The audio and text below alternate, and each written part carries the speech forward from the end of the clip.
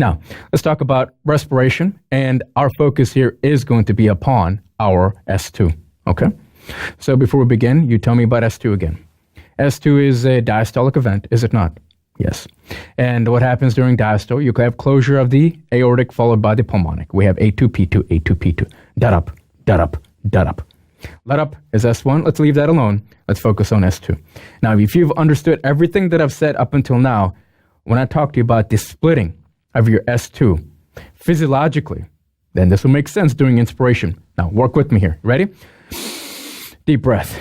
Diaphragm contracts, moves down. What happens to your venous return? Tell me. Increased. Good. So you've increased your venous return to the right side upon inspiration. Okay. Where is there more blood? Well, there are two doors. Okay. One's over there and one's over there. And you have 1,000 people running through that door, and you have 2 people running through that door. Which door is going to close first? Obviously, the one with 2 people. Now, if you tell me 1,000 people, I can't help you. I really can't.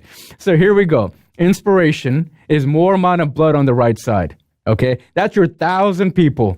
That's going to take a long time for that door to close. What is that door with 1,000 people right now? That's your P2.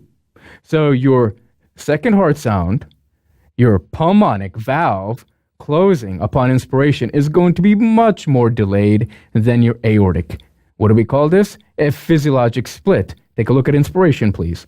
You see that widening of A2P2? And doesn't that widening, the space between A2P2, look a lot longer in length than upon expiration? Upon expiration, what happens to diaphragm? Passively, diaphragm comes up, thoracic pressure increases, and so therefore your venous return is not as much on the right side, right? And so therefore what will happen to your distance between A2P2? It is decreased a little bit. Now, is this pathologic? No, it's called the physiologic split. This is occurring in you and me right now. You and me right now. When we inspire, expire, we have changes in the span and length of A2P2. I hope that's clear. At the physiologic split, let's continue. Now we have something called a persistent, or more importantly, a widened split. Right off the back, I wish to tell you, do not confuse your widened split with the fixed split. Dr. Raj, it sounds like the same darn thing. Granted, perhaps, but medically and clinically, not at all. 2 distinct diagnoses that must be understood right off the back. Widened is not the same thing as fixed. So what does widened mean? Well, let's say that your patient has something like a right bundle branch block. A right bundle branch block. What does a block mean to you? Well, the reason I ask you that is because I'm not stating the obvious. A block doesn't mean that no impulses are passing through. You've heard of AV block. You've heard of first degree, second degree AV block, have you not? And what happens in those blocks? Well, there's delayed conduction of the impulses, correct? So in right bundle branch block, you'll have a delayed conduction through the right bundle. Is that clear? When you have a delayed conduction through the right bundle, then what happens to your P2? It closes a little bit later, but it's not fixed. It's not fixed. I want you to take a look at normal, and you take a look at your second heart sound. Expiration, inspiration, expiration, inspiration. When do you have that widening? Only during inspiration. And that's called a physiologic split. That's what normal is, a physiologic split. I want you to compare that to the widened or the persistent. Not the same thing as fixed. Right bundle branch block. When should you have more widening? During inspiration. Take a look at inspiration here under persistent. Do you see that? Good. And do you have widening? Sure you do. But it's a lot wider than what it was with inspiration or normally. Take a look at expiration. Expiration, the widening is a little bit lessened, but it's still longer than what was found in normal. Is that clear?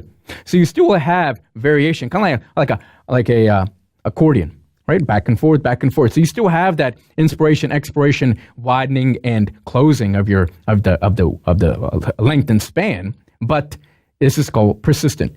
Our diagnoses and differentials include right bundle branch block and pulmonic stenosis. Why isn't left bundle branch block here?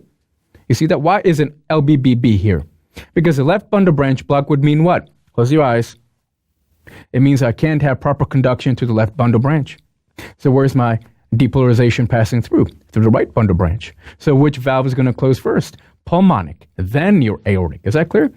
Has nothing to do with persistent split. That is called a paradoxical split, isn't it? So a left bundle branch block is going to give you a paradoxical split. It is that simple. A right bundle branch is going to give you something like your persistent or a widened split. Then we come to our fixed. Are we clear here? It's important that you pay attention to terminology. I want you to take a look at normal. We've gone through that plenty. Let's leave that alone. You know about the physiologic split. Now let's take a look at ASD. With the atrial septal defect, this is my issue. It's the fact that all of the time, let's say that the most common genetically is ostium secundum, right? With an ostium secundum, say that the foramen valve still remains open, and you then create an atrial septal defect. What kind of shunt is that? A left to right shunt. So you're not going to have cyanosis, are you? No, because it's a left to right shunt. So you can still have oxygenation to the tissue. That's not going to be an issue. But now, with that blood, which is constantly moving, where are we moving from? Left atrium to right atrium, constantly. With the constant amount of blood going into the right atrium, tell me about the pulmonic valve. It is always going to be fixed. It is always going to be widened. I want you to take a look at expiration, inspiration under fixed. Our prime and main differential will be atrial septal defect, in which there is not going to be any widening or physiologic split of A2P2. We call this fixed. Number one differential, atrial septal defect.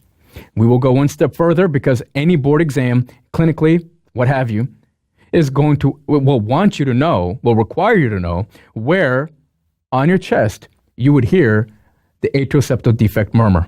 Okay, but first it begins with your understanding of a fixed split. Now we have a paradoxical split. Now we can walk through this quickly. We have left bundle branch block. Take a look at normal, please.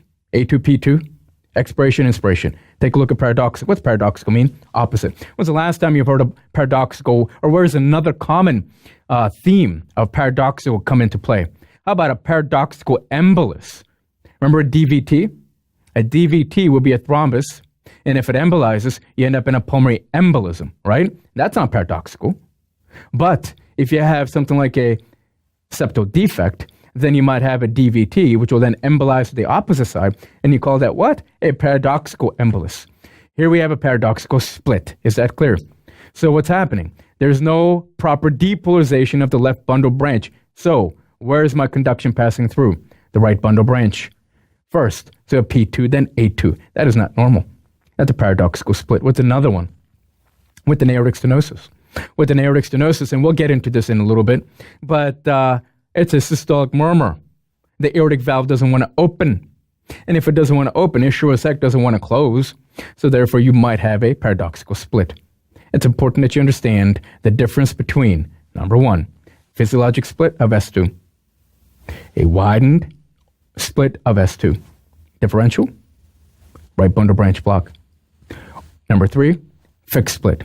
Number one diagnosis, atrial septal defect. Are we good? Paradoxical split, simple.